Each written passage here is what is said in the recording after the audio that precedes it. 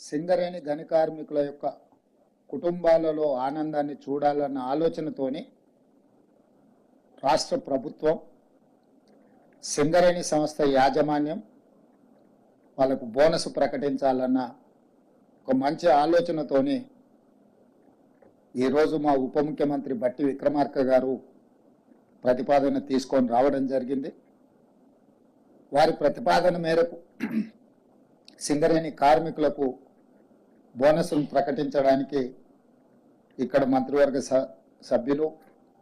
ఆ ప్రాంత శాసనసభ్యులు అందరం కూడా ఈ పత్రికా సమావేశంలో మీ ముందుకు రావడం జరిగింది. తెలంగాణ రాష్ట్రానికి పేరు ప్రఖ్యాతులు తీసుకొస్తున్నటువంటి సింగరేణి యాజమాన్యం కార్మికుల యొక్క శ్రమని,